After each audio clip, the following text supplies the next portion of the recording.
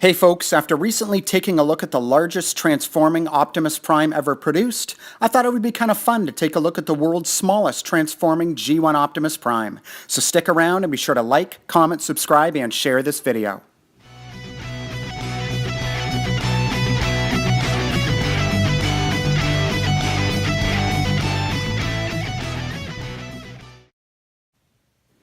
Hey guys, M here from Transformers and Video Games, and welcome back to the channel. Well, after struggling with the massive third-party Lewin Resources Optimus Prime in a few of my previous videos, I thought we would take a look at an Optimus Prime that easily fits into everyone's budget and anyone's collection space. Today we're going to be taking a look at Takara's WST G1 Optimus Prime, as well as a very cool third-party version of his trailer, where they have made some amazing improvements to it. So let's get started. World's Smallest Transforming Transformers was a line created by Takara in 2003. It consisted of Generation 1 Transformers characters in their smallest transformable form possible. The figures were blind packed so the buyer would have no idea which character they were purchasing until they opened the box. This added to the fun of collecting them, and sometimes to the frustration of trying to complete a full set. Here's the front side of the box. As you can see, on the right side we have Optimus Prime's iconic G1 box art, and in the bottom left corner they gave us a little peek at the toy itself. The sides of the box show some of the other figures that were produced in this wave, including Bumblebee, Soundwave, and two mystery chase figures, which if I'm not mistaken were Thundercracker and Bluestreak. And on the other side of the box we see Optimus Prime and his trailer, which is sold separately, Sideswipe, and Starscream. Looking at the back of the box, they show us the scale of the figure in robot mode. According to my own measurements, he stands at about 5 3/4 centimeters, but they seem to suggest that he's taller than that for some reason in this picture. They also show how he looks with his trailer attached, and we get a little peek at Roller. Well, that's enough about the box. Let's open this up and see if they nailed it or failed it with this figure. Optimus Prime comes packaged with his gun and a nice clamshell to keep it safe for storage, and on the underside there's just a piece of folded cardboard for added box strength. Here we are with the figure in truck mode. He has a tiny faction symbol in the usual place on both sides of the cab, two decent-sized smokestacks given the scale of the figure, and a trailer hitch at the back. If you want to be able to distinguish an official figure from the knockoff versions, the legitimate version has a stamp that says T03C molded on the back of the cab. Any of the silver parts, including the grille, the smokestacks, and the stripe down the side, are a painted silver plastic. It has 6 plastic tires held in place by metal pins, which, if they were going to produce these figures now, would likely be replaced with cheaper plastic mushroom pegs. Despite being plastic, the wheels roll nicely. On the roof, you can see the plate that will flip around to become his head. If I'm not mistaken, this is painted metal, and so is the back end of the truck that will become his feet. He has lots of molded detail on the underside of the vehicle. It's just a shame that they didn't pick any of it out with paint to really make it stand out. Now we'll get into the transformation. Just like any G1 Optimus Prime, you start off by rotating the underside of the vehicle down 90 degrees to form his legs. Then take the back end of the vehicle and rotate them forward 90 degrees to form his feet. Then I always grab his smokestacks at the back here to loosen up the arms a bit, get a hold of the fist, and rotate the front end of the arm out by the elbow, and then you just swing around the upper portion of the arm by the shoulder joint.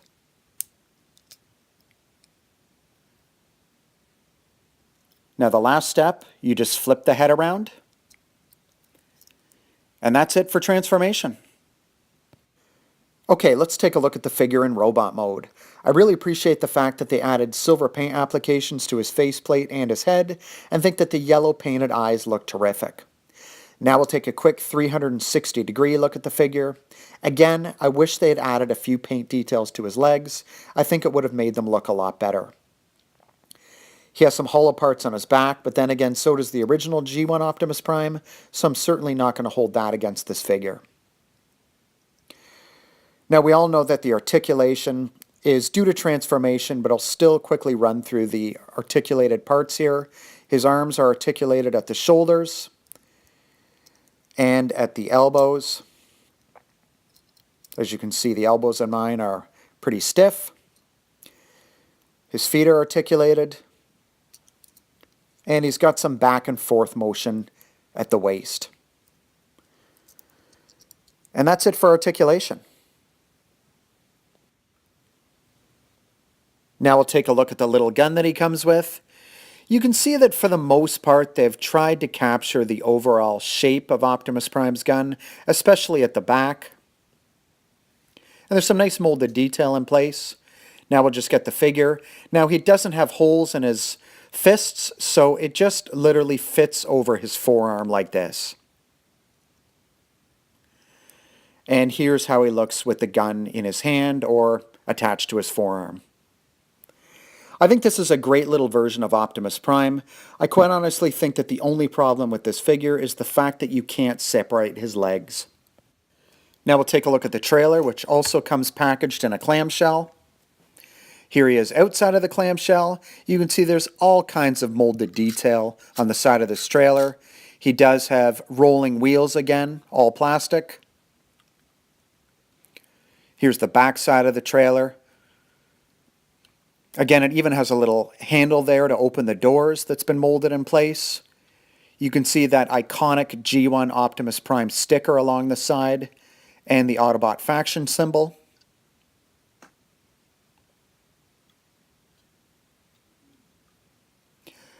They've done a really nice job with this. Top portion, again, has a bit of molded detail at the back.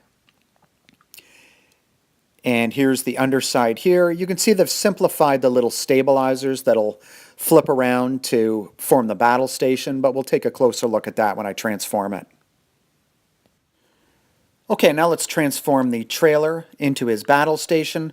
First off, just swing out these stabilizers on the underside, 90 degrees.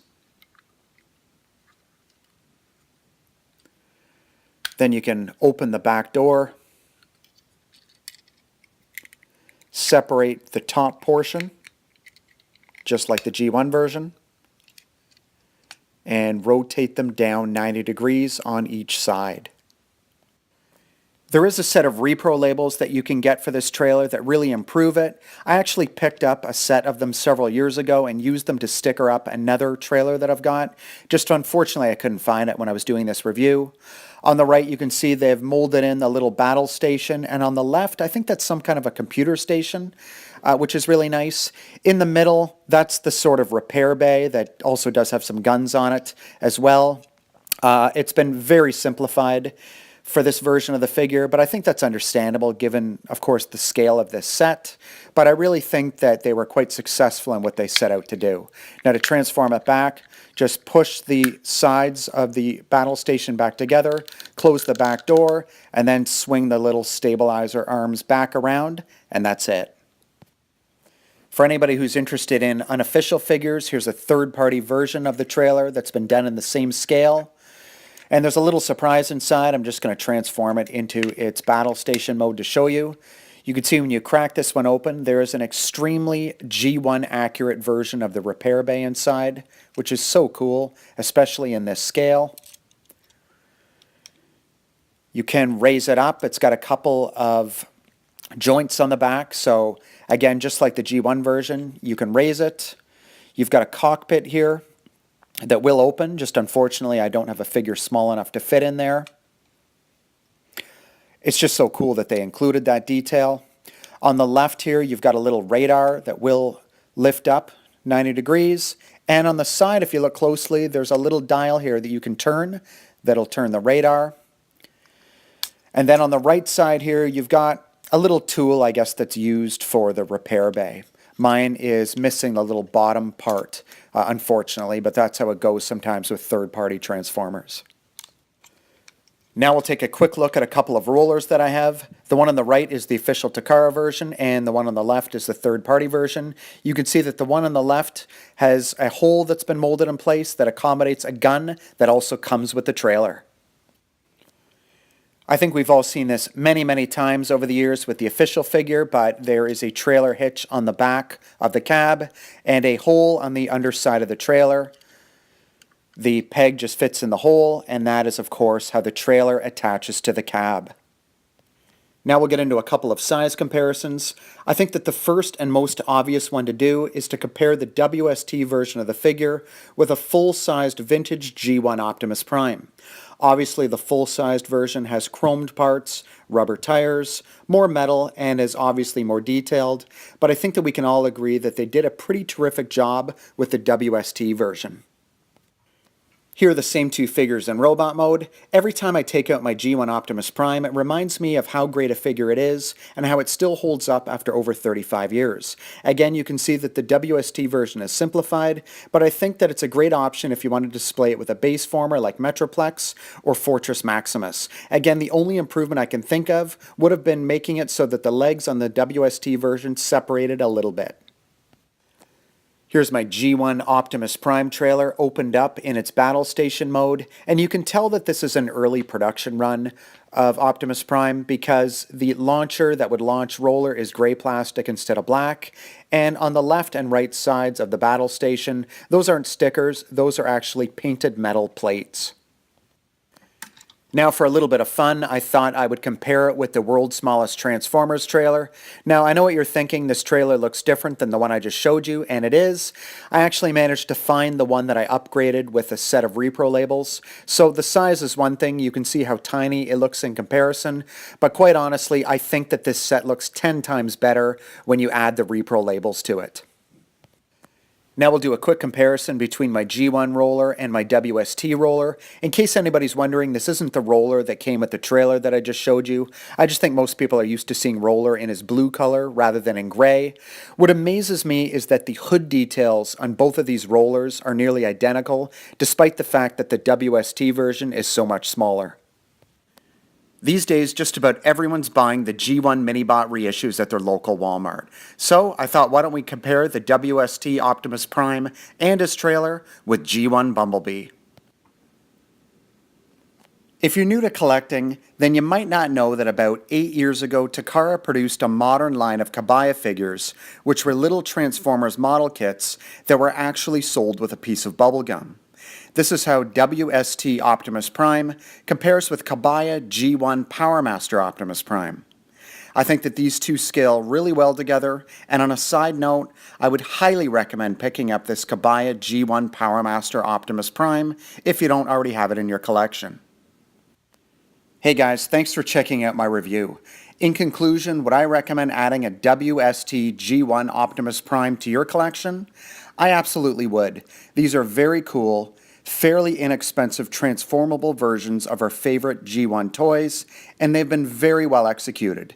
If you're interested in the third-party version of the figure that I was showing, check out HeroToys.com. They've produced a number of very inexpensive WST figures, and many of them have improvements over the official Takara versions. Thanks again for watching, everyone. Take care.